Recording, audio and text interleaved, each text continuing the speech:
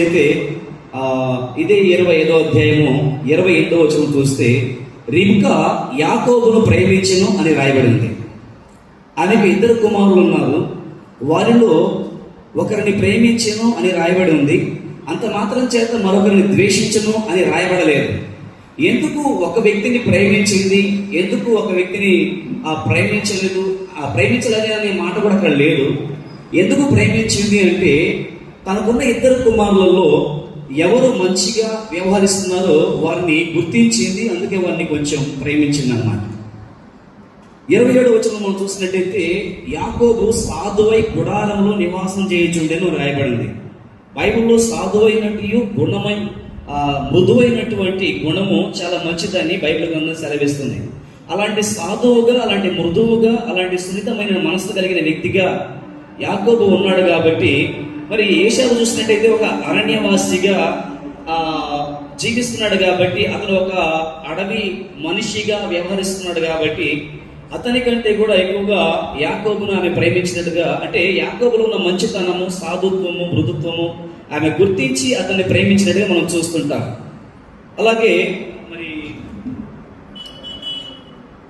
మరొక విషయాన్ని మనం చూసినట్లయితే 27వ అధ్యాయం 11వ వచనంలో రాయబడినటువంటి మాట, అప్పుడు రిబ్కా 5వ వచనంలో ఇస్సాకు తన కుమారుడు ఏశావుతో ఇట్లా చెప్పుతుండగా రిబ్కా వినుచుండెను. ఏశావు వేటాడి మాంసం తెచ్చుటకు అడవికి వెళ్ళాను. అప్పుడు రిబ్కా తన కుమారుడు యాకోబును చూచి, ఇదిగో నీ తండ్రి నీ అన్నయ్య ఏశావుతో మృతి పొందక మునుపు నేను తిని యెహోవా సన్నిధిని నేను ఆశీర్వదించినట్లు నా కొరకు మాంసం తెచ్చి నాకు రుచిగల భోజనం సిద్ధపరచమని చెప్పగా వింటిని. అంటే కుటుంబంలో ఏం జరుగుతుందో చాలా క్షుణ్ణంగా వింటున్నామె, గ్రహిస్తుంది. కుటుంబంలో యజమానులు తీసుకునే నిర్ణయాలు ఎలాగ ఉన్నాయి, పిల్లల యొక్క జీవితాలు ఎలాగ ఉన్నాయి అనేటువంటి విషయంలో చాలా క్షుణ్ణముగా స్పష్టంగా ఉందామె.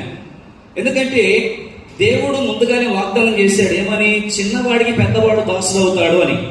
అంటే దేవుని యొక్క సంకల్పం, దేవుని ఆశీర్వాదం యాకోబు మీద ఉండాలనేది దేవుని సంకల్పం. అది రిబ్కాకు తెలుసు, గుర్తుపెట్టుకుంది.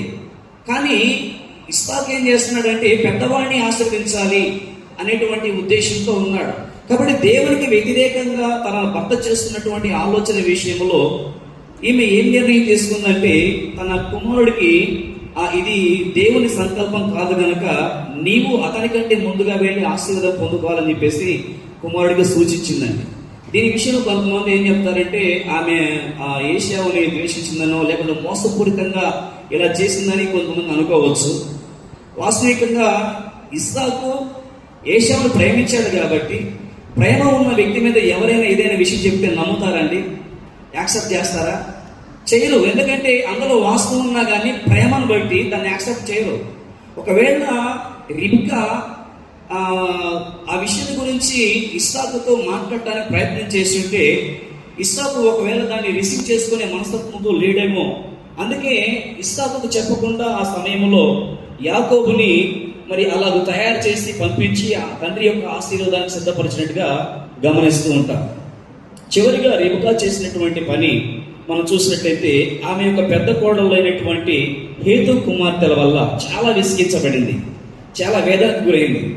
వారు విసిగించినప్పుడు కూడా ఓర్పుతో సహనంతో వారిని సహించింది తప్ప వారి మీద ఎలాంటి వివాదం పెట్టుకున్నట్టుగా కానీ, అంటే వీళ్ళకి పెళ్ళి అయిపోయింది, వీళ్ళకి పిల్లలు పుట్టారు, వాళ్ళకు కూడా పెళ్ళిళ్ళు అయిపోయినాయి. కోడలు ఇంటికి వచ్చిన తర్వాత కోడల యొక్క ప్రవర్తన కుటుంబానికి చాలా వేదన, దుఃఖాన్ని కలుగజేస్తున్నప్పటికీ కూడా ఆమె ఎవరితో కూడా తన కోడల గురించి చెడుగా మాట్లాడక, ఆమెను అసహించుకొనక, వాటి విషయంలో ఆమె ఓర్పు కలిగి ఆ బాధను తన భర్తతో చెప్పుకొని, అయ్యా మరి పెద్ద కోడలు ఇలాంటి జీవితం జీవిస్తుంది, ఈమె ద్వారా నా ప్రాణం ఎంత విసిగించబడుతుంది, ఇలాంటి ఆ కోడలే గనక మన 2వ కుమారుడికి కూడా వస్తే ఇక నా బ్రతుకునందు నాకు సుఖం లేదు గనక మన చిన్నవాడికి అనగా వివాహం కాకమునుపు 7 విషయాలు, తర్వాత కూడా తన బాధ్యత 5 విషయాలు మనం చూసాము.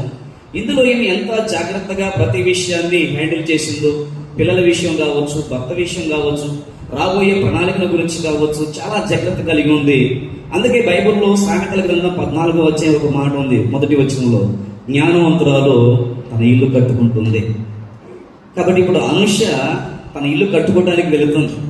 వివాహం ద్వారాగా ఒక ఇంటికి ఇల్లు కట్టడానికి ఇల్లాలుగా వెళుతుంది. కాబట్టి మరి రిబ్కా ఎలాగైతే ఇస్సాకు జీవితంలోనికి అడుగుపెట్టిన తర్వాత ఇస్సాకుకు ఓదార్పునిచ్చిందో, పిల్లల యొక్క నడవడికను గుర్తించి వాళ్ళని ప్రేమించిందో, ఆ ప్రతి విషయంలో దేవుని సంకల్పం జరుగుతుందా లేక వేరే ఏమైనా జరుగుతుందని పరిశీలన చేసుకుంటూ మరి ఓర్పు కలిగి సహనం కలిగి ఆమె జీవితాన్ని వెళ్ళబుచ్చుకుందో, అలాగే అనుష కూడా తన జీవితంలో మరి తన యొక్క కుటుంబాన్ని కట్టుకోవడానికి దేవుడు మంచి జ్ఞానం ప్రసాదించును గాక.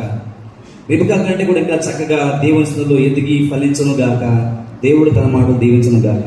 ఆమేన్. చాలా శ్రేష్టమైన విషయాలు సేవకుని ద్వారా మరి అనుషకు మాత్రమే కాదు, ఇక్కడ చేరున్నాను కూడా వినటానికి దేవుడు అవకాశం ఇచ్చారు. చివరిగా మరి ఏపీఎస్పీ బెటాలియన్లో దేవుడు సేవ చేస్తున్నటువంటి సేవకులు ఉన్నారు.